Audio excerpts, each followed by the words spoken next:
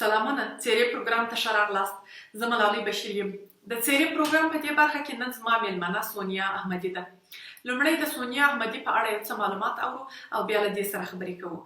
سونیا احمدي د ناروې په ساينس او ټکنالوژي پوهنتون کې د څېړنې په برخه کې سلاکاره ده. سونیا په افغانستان کې زیږېدلې او لویه سوې.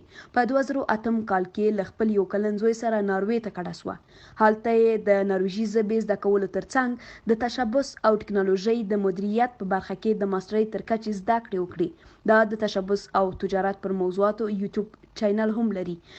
څلورم تجارتي مفکوره د ورزش او د خوړو رژیم استاد یا ښوونکی.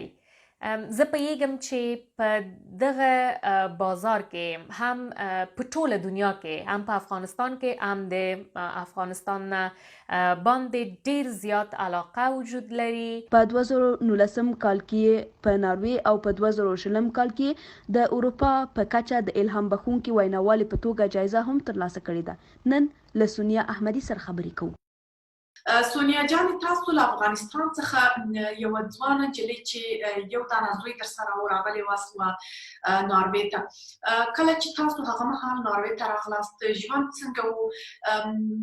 تر څومره حالاتو تاسو تیر سواست او اوس چې تاسو دومره بریالي سوي یاست پر خپلو پښو باندې په خپله ځان درغلی دی؟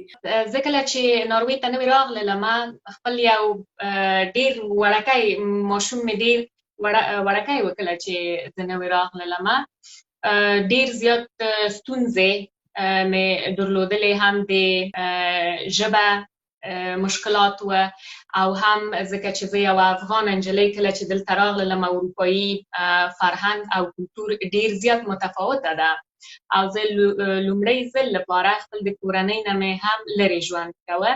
نو په اول کې ډېر زیات ستونزې مې درلودلې، اما ورو ورو کله چې ما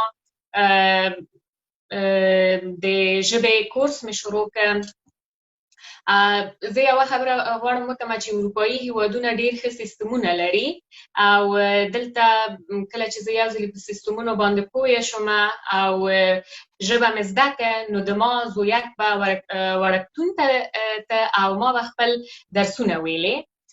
ما هم دلته بعد له دې نه چې ژبه مې زده کړه، کالج مې وویل، یعنې د صفر نه مې بیرته شروع کړه او ډېر زیات علاقه مې درلودله چې خپل لوړې زده کړې وکړم. نو د همدغه لپاره ما پوهنتون شروع کړه.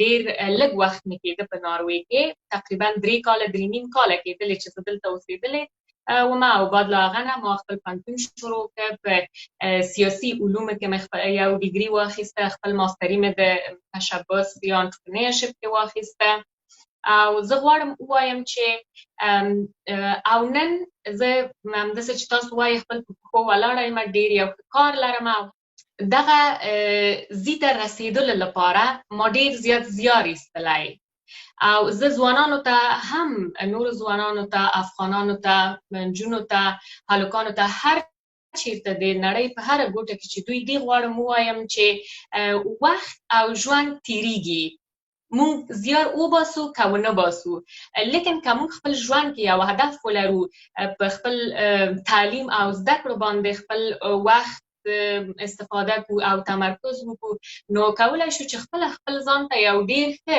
ژوند جوړ کړو او نه تنها خپل ته بلکې خپل هماغه بیچاره هیواد ته هم یو خدمت وشو کولی. سونیا جانې، تاسو یو یوټیوب چینل هم لرئ. په دغه چینل کې تاسو په ګڼو ژبو باندې خلکو سره خبرې کوئ، هغوی ته یعنې لارښوونه کوئ چې څنګه دوی کولی سي خپل تجارت پیل کړي او پانګونه وکړي. تاسو پوهېږئ چې په افغانستان کې امنیتي وضعیت هم ښه نه دی، یعنې مخ پر خرابېدو لا ویلی سو ورته، خو پر ښه کېدو نه. بیا هم ځوانان څنګه اعتبار کولی سي، یعنې څنګه پر وضعیت باندې باور پیدا کړي او بیا هم پانګونه وکړي؟ تاسو دوی څنګه هڅوئ چې باید دغه کار وکړي؟ زه فکر کوم چې یو قوي او پیاوړی اقتصاد، ثبات، امنیت، سوکالي ټولنه، دغه دوی ټول یو بل سره اړیکې لري او په یو بل باندې متکي دي. یعنې حتی که مونږ یو قوي اقتصاد ونه لرو، که یو ښه که سوله هم راشي او اقتصاد ښه ونه اوسیږي، ثبات ونه اوسیږي، نو کېدلی شي چې همدغه خپل په ذات کې بې امنیتي او بې ثباتي منځته راوړي. بیکاري، بېوزلي، فقر، غربت، دا ټول مشکلات کولی شي د افغانستان راتلونکي لپاره هم خطر اوسیږي. د دې لپاره زه فکر کوم چې ځوانانو لپاره ډیره مهمه ده. زه همیش دوی هڅوم چې نوي تجارتونه شروع کړي او مخصوصا ځکه چې ما خپل ماستري په تشبث کې کارآفریني یا انټرپرینرشپ کې اخیستی ده، په ده باندې زه او د ده په زده کړه باندې ډېر زیات تاکید کوم او غواړم چې ځوانان په دې کې زده کړه وکړي او خپل نوي تجارتونه شروع کړي.